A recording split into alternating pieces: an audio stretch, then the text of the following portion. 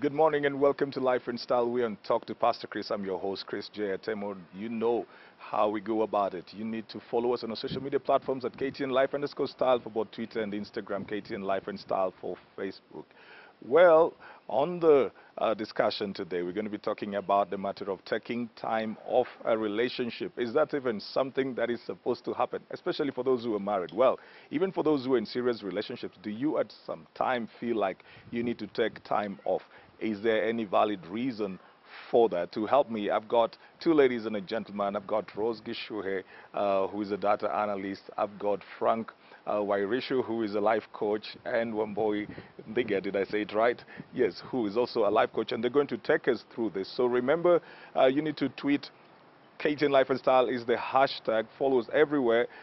Keep the conversation going. Let us know your views, your thoughts, your comments, observations. Agree, feel free to disagree. Respectfully, though, and just let us get to know whether there is any time at any one point in a relationship where people need to take a break. Well, I'm just going to start with you, Rose. Do you think that there is any time somebody is justified in taking a break from a relationship?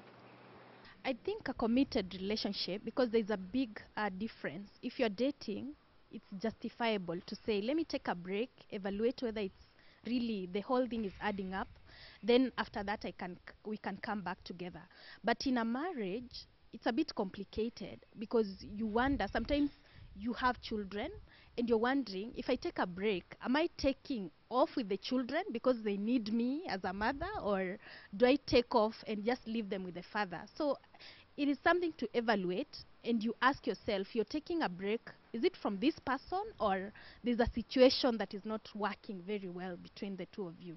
But it's different because these things are happening. You find even in committed relationships, people are taking breaks. They're saying, let me go for 3 months, then I'll come back and I'll be fresh. But I've never understood that thing of taking a break. Personally, I've never understood it. Well, before I even get Frank's thoughts, I needed to let you know that we're coming from a Limeback Suites along Kiambu Road, apartments over here. So if you're looking for a place to stay, you're looking for a place, you're coming into the country and you need somewhere to be, well, you need to check out these apartments over here. Well, that was the little break that we took right there. Frank, is there any justification? Well, there may not be any justification per se, but it's happening because relationships are like tides. At times they're high, at times they're low. But you find in different relationships, at times they go too low. And when they go too low, that's when somebody starts feeling like, now I need some time off. I need some time to just reflect on myself. On What are these lows? What are these lows that relationships go through? Some of the lows are the pressures that come with the relationship. At times, there are relationships that are abusive, for example, and you've taken that in for too long, and you feel like now this is a time that I just need to decide, to reflect and understand myself. Because at times in such relationships, you will realize that one person has lost their identity, because they decided to fit into the other person's identity, and they don't even understand themselves anymore. All right. Yeah. When do you get to that place from where that you feel you've lost yourself in a relationship? Because the assumption, and most people will base that, they'll say, you know, the two have become one. So the assumption is that there is no personal identity in a relationship. At what point does somebody feel they have lost their identity? You know, when I look at love, sometimes, because in a relationship there has to be love, and I believe love has scales. So when you mentioned about high and low, it's about the scale. So for example, when you are in love, at what scale, you know, it's something that you can weigh.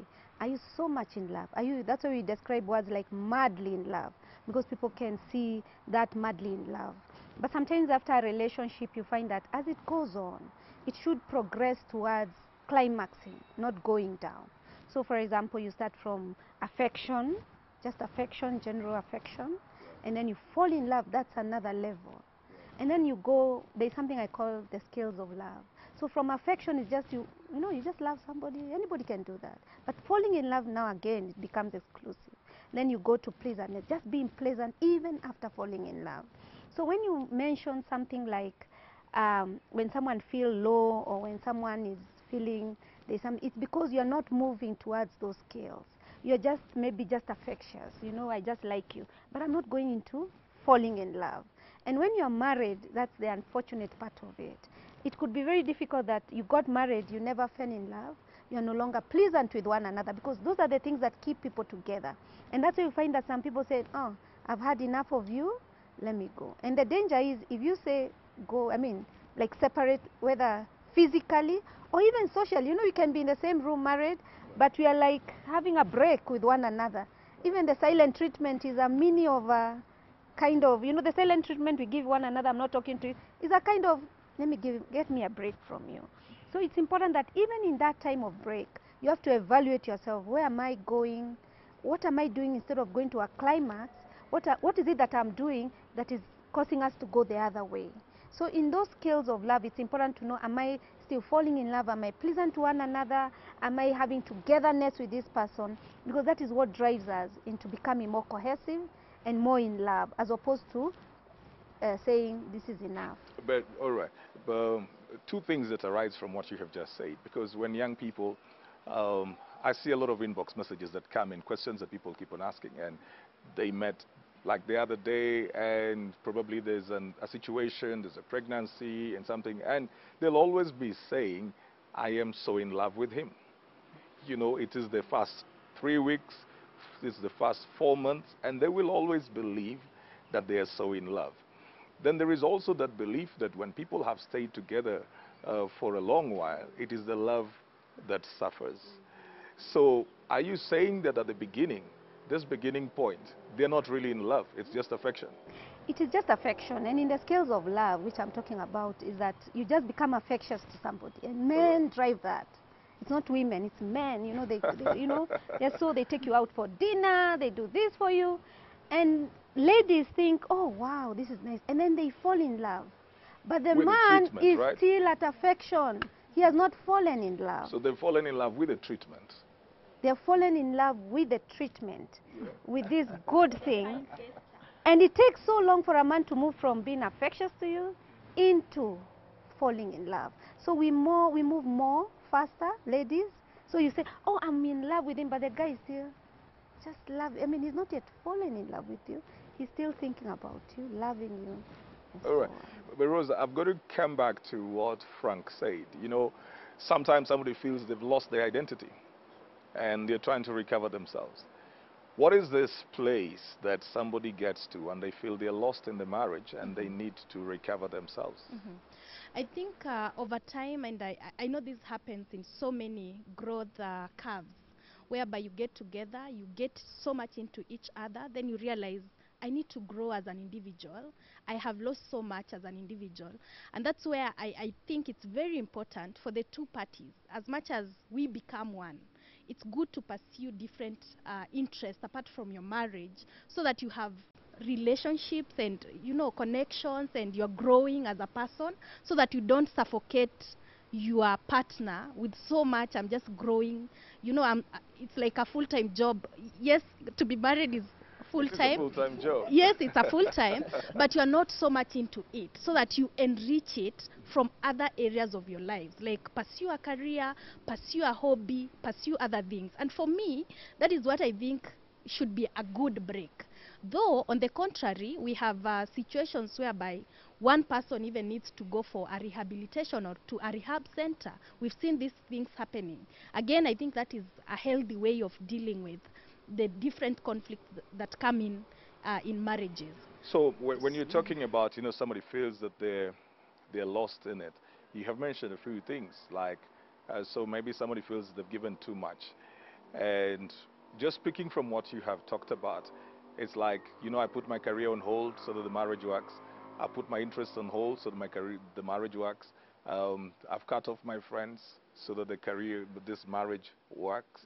Are those the things that you meant, Frank, that sometimes people feel they're lost in there? You see, like, I really like what you said when she was sharing with us. And this is about, did this person fall in love with the person, or did they fall in love with the treatment? Yeah, because at times when you get into a relationship, and this is where people at times lose themselves. Because, you see, you love me at my own definition of love. There are people that I know, like a very funny story where somebody on Valentine's Day took a rose flower to the wife. And the wife was like, what do you mean? It's like the look that the guy was given was like, no, this is not my definition of love. So they didn't appreciate. But for this guy, he was excited about, I'm showing love to my wife. So what is the definition? And that's where you get into a relationship when you're asking yourself, who am I in this relationship? You start looking for yourself in that relationship, but it's like you do not even see yourself in that relationship. The children are seen, for example, if you're married and you have children. The other things are working, the businesses and all that, but where am I as a person? It reminds me of a story, and I think that was really big some time back, when this very successful actor, Will Smith, had to go through a situation with a wife because I think they were getting to her 40th birthday. He had put up this huge bush, and then the lady says, no, that's for you. She says, that's not for me. Yeah. That's for your ego. And then they had to redefine this. Is it possible to feel lost in a relationship even when it seems like your partner is doing everything for you? Yeah. You know, It is possible, and giving your example, especially when people do not understand the love language, because people have very different ways of expressing their love language. My love language may be, getting that big bash for me, I celebrate. But sometimes that is what you understand that will make me happy. And most of the time, we try to make people happy according to what makes us happy. We do not go to that extra mile and understanding. Like we women, we know most men love football. Personally, I don't love football. For him, that is his love language. Just sitting there and watching football with him makes him happy. So if I do not understand these things, that is where now the conflict come in. And it's a sacrifice. It doesn't mean that whatever makes him happy must make me happy. It is that commitment and going the extra mile that really makes the whole thing so nice. And I think that is where now commitment is so beautiful, because you learn things which were not meant, which were not part of you initially, but over time you start appreciating them. You know, one more, I understand when a relationship gets to a place where there's been a lot of conflict and there's been a meltdown, it is abusive or something. I understand that it's easy to say I need a break, and everybody else would understand because probably, there've been a lot of fights that are going on. But I picked up on this thing that Frank brought up because there are people who ask for a break and their partners are completely confused. Confused why? Yeah, because they don't feel like they're abusive. They don't feel like there's a conflict. And so there is this element. That's why I'm staying on it a little bit. There's this element where somebody is feeling like, I feel I'm lost in this relationship. I don't know who I am. I'm not happy. And maybe it is the lady. And the man thinks, but I pay the fees. I pay the house. I take us on holiday. He will count everything that he feels he's doing. And she's like, I'm not happy. So he doesn't know. He's wondering, what do you mean you're not happy? So he begins to feel like you are ungrateful. How do I get to know that my partner, no matter what I do, how do we structure our communication so that I can pick up my partner and make her feel a part of the marriage? To get the partner into the whole mix of it so that you are all in one page. It's because sometimes we don't understand where you are and where I am, assuming a husband and a wife or in a relationship. So for example, there's something called identity approval. So for example, a man would really like to be approved. And a lady also, there's what we call identity, authority in identity. So I'll behave to you differently, or I'll behave towards you in a such way because of the authority that you carry. So for example, if I meet a pastor, I'll be able to speak to him in a certain way because of the authority that person carries. And sometimes in a marriage or in a relationship, we don't understand what is that authority. So I look at him and I say, oh, is he just a man passing by, so I treat him differently? Is he a guy with commitment, so I treat him differently? So you find that that's where the confusion comes in. And people start looking at, is this guy going to marry me or he's just using me?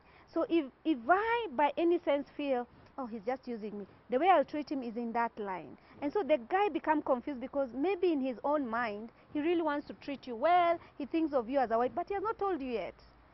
But he's thinking, I think there are some traits here. You know that this guy can be my wife. I mean, this person can be my wife. But you are thinking, is he here using? So the way you behave to one another, there's a disconnect. So in a marriage setup is even worse, because you can stay with someone and think, we are still not in the same page. He sees me, I'm a good wife, I do everything for him, but that is not what he really is interested in. He wants to feel honored, for example. He wants to be spoken in a good way. So you can be doing laundry, you're killing yourself, but all he needs is just someone to, you know. So it is that thing that makes people feel, I don't understand him. But if people can speak the same language of love, they can be able to know, oh, this one needs approval. This one needs to identify who I am in this. This one needs, you know, I need some sweet things. I need to be elevated. I need to feel good. Then when you start speaking that, then you become more what we call together. You start going towards togetherness. The unfortunate part of it, I would say, is that sometimes you can, the affection I talked about in the beginning, right. Once you have affection, then you have sex. Now sex, just sorry to say about sex, once you are intimate, it spoils the whole dynamic, because you don't know this guy, and then now you keep having all that, and then you feel after 5 minutes, oh, he still doesn't love me. You think that, you know, you change the formula, you change everything, but it's still, oh, what am I doing wrong? It's because that is not how it works. You need to feel more together before you really become that person. And it's about each one of you being together and talking more to one another and saying, this is how I feel. I would appreciate this. Yeah. And talking of, when you say there are things you do and you think that is love. For men, paying school fees is good. Paying rent is good. And I'm saying this because you'll find a man who will say, I bought a car for her, I've been paying rent, I pay school fees. What is wrong with this woman? Maybe she needs attention, something that you've never been able to do. Because this woman, in my case, I'm thinking, my dad can do that to me, you know? So go that extra mile and show attention. If it's a man, most men, I'm just assuming it's not really something that I would say it's a perfect thing, but most men want to be respected. You'll do all that, like wash laundry, make sure the house is clean, cook very good meals, but at the end of it, the man will feel, no, I need a break because this woman is not respectful Don't to you me. think, and I'm going to talk to Frank about the element of respect, but don't you think, Rose, that at the beginning, if I just did a survey right now, if I pose the question right now, even on Twitter, Facebook, and I asked the young ladies about the qualities they would want in a man, don't you think that provision will show up in a lot of those ladies in one way or the other? Whether they'll call it financial stability or they'll talk about a man who will pay the bills or something. Don't you think that at the beginning, ladies give men the impression that providing is very key? And then the man picks up that and keeps running with it. And then suddenly now she says, no, I need you here. And he's thinking, I'm out there because I need to provide for you.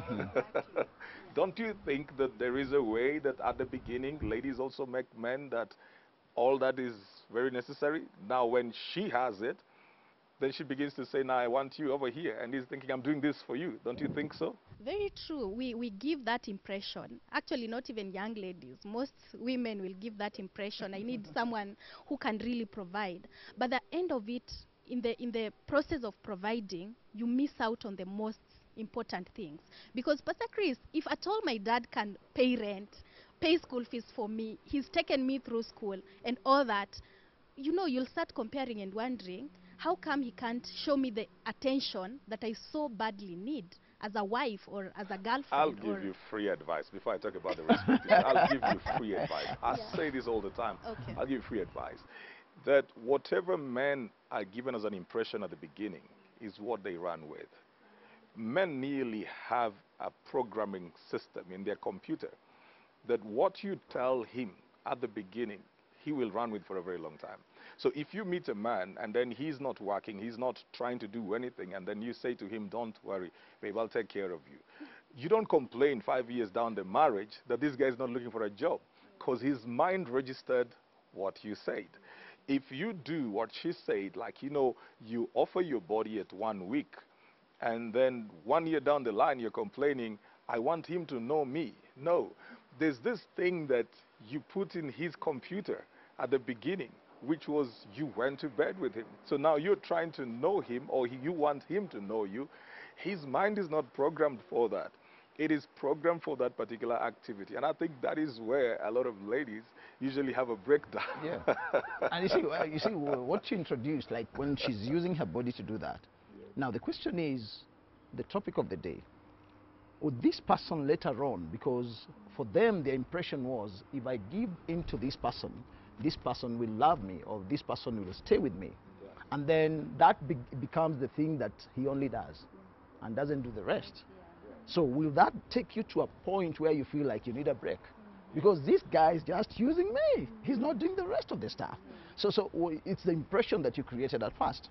And now it's causing you problems. And you actually, feel like the using is your interpretation. Yes. yes. Because to him, he's not using you. This is how you connect. What you love, it's what you This is how brought. you connect. So This he's is how not you even- brought it out. Yeah. Yeah. Yes. I would like to ask, what is the place of communication now? Because you've put it so well. If we give that first impression that you need to provide, or I'm here to be washing laundry and clean the house and all that, that is how a man will be programmed. Is there a place for communication whereby we can talk and say, no, now you need to at least pay some attention to me as a woman or as a wife, or those things. What is the place of communication? And Yeah, I think yeah, there's a place for communication, yes, but you see, communication also comes in many ways. It may not be verbal. It may come in a different facet. So how do you handle that? Probably you want to show him that now you're angry, and you're communicating something, But and men he's are not getting it. They're not good mind readers. Or am I lying? They're not good mind readers. Unless Maybe you voice they are. it, Maybe it's they not are. easy. Maybe they are. But you see, a lot of times when the lady goes into non-verbal communication is because she's upset over something. And maybe he knows that something is wrong, but he fears addressing that because rarely will a lady be upset in the house about her job. For a man, he may be silent in the house and it has everything to do with his work, or even his team in the Premier League. It has nothing to do with you. Yeah, true. But for a lady, rarely will she be upset in the house because of something at work. So mostly the man knows this mood, he just feels it's got to be about me. Now, he doesn't know what he has done, so sometimes he's just wishing it away. So sometimes it's not that they're not good mind readers. And wishing it away is a problem, because when they're silent, they don't want you to wish it away. They want And that's you why to we are know. saying that when there is now time to say, let's give it a break. For me, I would see it like, it can be minimal. It doesn't have to be a dramatic break. You can tell yourself, let me pull myself and do a meeting with myself and say, what is it that is causing maybe this thing that we are, because you take a break because of maybe there's something that you're not satisfied about. And you say to yourself, why don't I take a break and do a meeting with myself? I believe in self-evaluation. There's nothing I can do to you, Pastor Chris, because you are you, and me I am, and my husband is who he is. But there's everything I can do for myself, that I can look at myself and say, am I honoring, maybe just give an example, am I honoring, men like honor, and I think the two men here would agree, they really like being honored. I think it's a big factor. I've seen it in the scales of, I heard there were 3 things that somebody said somewhere men like, but I have a different view of the 3 things. I think one of them is honor. Men really like honor. So if, for example, you say, oh, is this thing causing because of honor? Is it because I'm communicating wrongly? Is it because I'm communicating through my emotions? I'll give you an example. For example, I can say, okay, I don't have a nanny, so maybe I may be doing a lot of work, and I would like my husband to help me once in a while. But that identity, I say, okay, who is my husband? So you're Pastor Chris. Just the fact that you're being called Pastor Chris. And even if you go to your home, you're not a pastor. Some women don't identify you as a pastor. For example, your wife will say, this is my lover, not a pastor. He's a pastor to others, he's my husband home.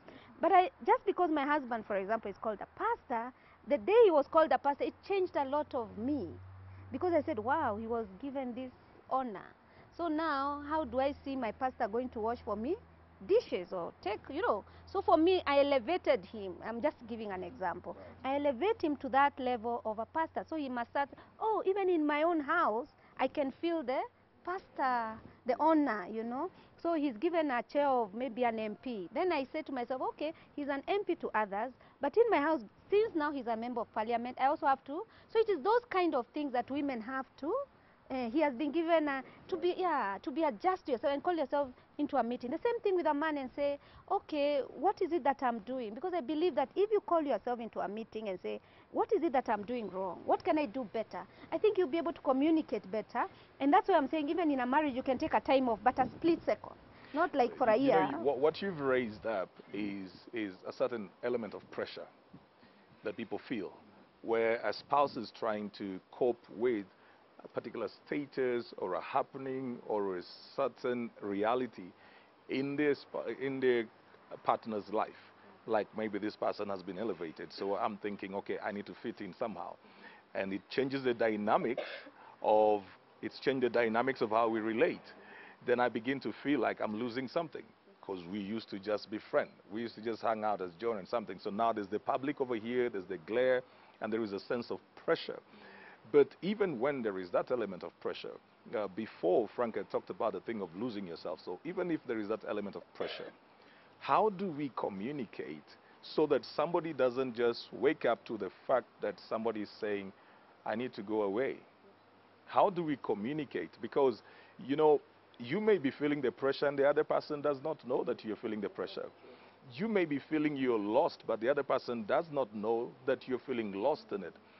They may not, they actually may be doing everything to make your life easy, but you still feel there's a new role you're playing that is putting you under so much pressure, scrutiny, and all of that.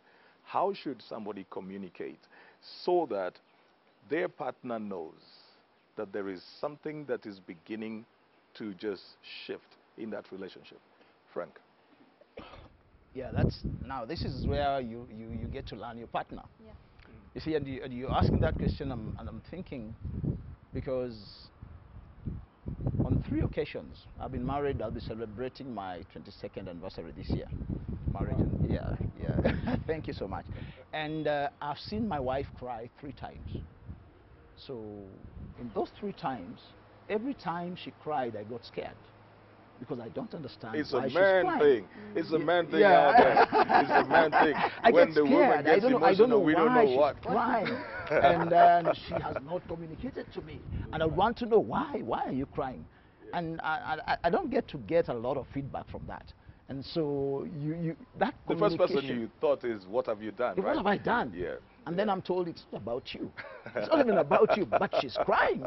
And so you ask yourself, I've never understood the communication language here. I need to learn some few things. So we are still learning, even in the relationship. Right, we are still right. learning, and you see, and that's where we need even to communicate more and say, now you're free, you're open. Just say if there's anything that is putting pressure on you, it's good for you to say. It's good for you to speak out. And of course, as a man, you don't become judgmental. Yeah, you allow them space to do that. Because at times, the reason why people don't communicate a lot is because of the first time. When they tried to say something, the reaction that came with it, or the response that came with it, wasn't too good. Somebody became very defensive. Yeah, very defensive, or maybe started uttering some words that were not very good. And so somebody decides, I'll never go there again. And you see, that hurts the communication line. Right. Yeah, and so as a person, both parties in the relationship, you need to encourage one another that if there is any issue going on in your life, or maybe if you feel like some things are not going on, just speak it out, like you said, but with respect. You know, one thing I've learned is in terms of communication is that we only have this man to master. It's like a language. Every person has his own language. Like I've mastered, okay, I can't say I've mastered my husband, but I can tell fairly what his mood is, when to talk about money, when to talk about a child, when to, you know, I've learned that, and I'm becoming a master of that, I must confess, as all of you, because you have partners in your home. You have a sense of when to speak about some things, when to speak, you know. Don't you think that sometimes a partner can become manipulative with that?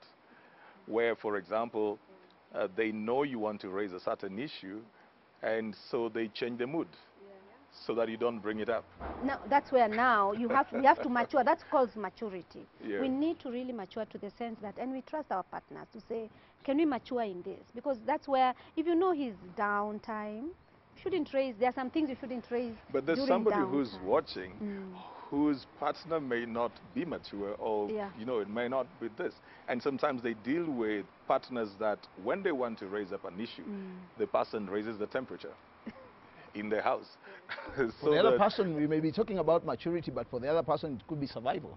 Yeah. That when some bill is going to be paid and he knows he's not going to pay that bill, now he raises his mood and runs away from the responsibility. You see, that is survival. It's yeah, and you're asking him to mature. He's not No, going I'm to saying mature. you No, need no, to learn the language that's what I'm of saying. one another, you know, at least. So what happens, what happens if this person's language of whenever there is a difficult thing to deal with, his language is anger, or he withdraws, or she withdraws, where you're trying to have a conversation with your partner, you're trying to have accountability. You know, every time you're going to ask something, then you see their mood switches. How are you ever going to break this wall? Because it means then you will never have the high time to communicate. I understand it when both partners Yeah. are sane enough to do Yeah. that, but there are couples out there who know. You know, one of the skills of love is what we call pleasantness. All right. And pleasantness is something you have to learn. I never knew, and my husband could be watching, that I was, sometimes I could be nasty until I got married. Okay. I thought I was a sweet girl, nice girl, until, you know, yeah. Then I learned, no, there's something called, you have to be pleasant. It's an art that you need to learn.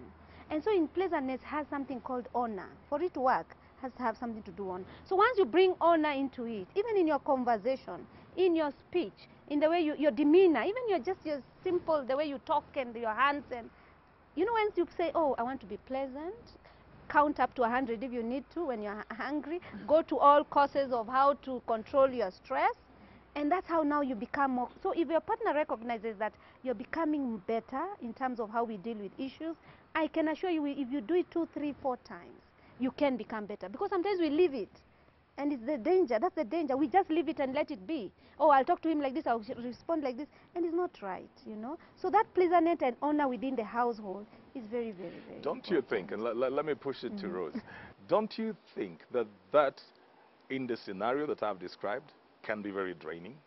Because you are doing your best to honor the person, to be pleasant towards them, and they've just put a wall. Don't you think that is what drains somebody to the point where they feel, I need to take a break? Because I'm pouring in, and I'm not meeting, and he's not giving in anything, or she's not giving in anything to it. And so this person feels like, you know what, I'm not needed in this relationship. Yeah, very true. It can be very draining, and that's why some people wake up. There are men who wake up and say, by the way, I'm leaving, and that is it. Like, I'm leaving today, that is it, because I've never felt part of this relationship. Because in a relationship, it's not the work of one party to make it work. It is the work of the two parties. And if the other party can be very, the way we are saying, maturity and humility, give up those things that are not working for the two of you so that you accommodate the good things that can work for the two of you. We were talking and you're saying about people who cry, yeah? You know that crying can be manipulative. That instead of taking responsibility, every time I need to take responsibility, I cry over it. And because I know men do not like the cry babies or all that, you get scared. And every other time, we have to evade the whole issue. The same thing even to men. Every time maybe I come and ask about something that is very important, you go into defense mechanism, and we never get to solve that issue. It calls for giving up, so that you give up that bad behavior, so that we can accommodate the good one. No, but just, sorry, Frank, because we're running short of time now, we're just about to wind up, and I want to bring up this element. Should children be a reason why a spouse stays, even when they feel they need to take a break? It should not be a reason. Okay. It should not be a reason, because what if you break down? You have a mental breakdown. Yeah, because the pressures can be too high that you cannot handle them. And you see, like when we're talking about the communication issue, one of the things that I've seen that is very beneficial is probably you want to communicate something but you do not know how. Now, how, what do I mean by that? I mean by if you use I statements, I have found them to be very beneficial. You could be addressing something. You don't tell the person, you did this, but you can tell them, I felt offended. Now, you're taking it back to yourself, and you see, they become very sensitive about that and understand that you are offended. But you see, when you tell somebody that every time you make noise and all that, they will not take it. They will become defensive. And so the I statements are very, very powerful. But children should not be a reason that for you to stay in probably an abusive relationship. Yeah, you need to take some time off. That is one thing that I believe. Because like in the recent past, we are seeing cases of people who have been murdered by their spouses. And as much as we may want to say that people should not take a break, in that situation, after it happens, you feel like they should have taken a break. When somebody takes a break, yeah. what should they do within that period? I think when they take a break, Should they go to Mombasa, be by the beach, Diani, something, say my best life now, you know? oh, if that will trigger what is inside you, because I believe when you take a break, it's self. Because sometimes when you go and take a break and start looking at Wamboi or my brother here, you really see so many faults. So I believe that even when you take that break, self-examination, what could I have done better? How can I become, because you want to develop yourself to become better, not because of the other person, but because of who you are and your sanity. The other thing when you take a break is because when people take a break because they are hurt, it's like a dustbin, you see the one that has perforated so many holes. Even if you try to pour water in it, will it ever fill? It will never fill. So however much this guy will give you a big house, buy you a car, you'll never fill up. So take a break also to ziba. Tunasema kuziba mashimo. Who should you be hanging out with when you're taking a break? Oh my goodness, God first, I think. That's a good one. That's a good one. But, and this Because is what I you wanted can take to a say. break, you know, I can take a break and then I hang out with somebody and then they put it into me never to go back. Yeah. And that's the fear of some. Yeah. And that's the reason I was saying now, when you're taking a break now, there should be some discussion before you take the break. You should not just decide that you're walking out. Now, you need to understand how much time is it going to take. Because if you're going to stay away for 1 year, that is not a break. That is not a break. That is, you have already decided. So you need to agree on the time frame. And supposing you've agreed on a week, and after 2 days you feel like, no, I was wrong, I need to go back. No, you just maintain the week because you agreed on that. You also need to agree on, you need to reevaluate, yeah? Evaluate your life again, yeah? You go there and reflect. Where am I? You see, you're not reflecting on the person. Yeah. You're starting to reflect on yourself. Now, bringing somebody else into the picture, another relationship, for example, now messes the whole thing. Yeah, so it will not work if you do that. And also, the other thing that you also need to do, you also need to establish that after this break that I've taken, because once you've taken the break, your partner has already taken a break because you're not there. So now the thing is, we want to establish what will be the outcome.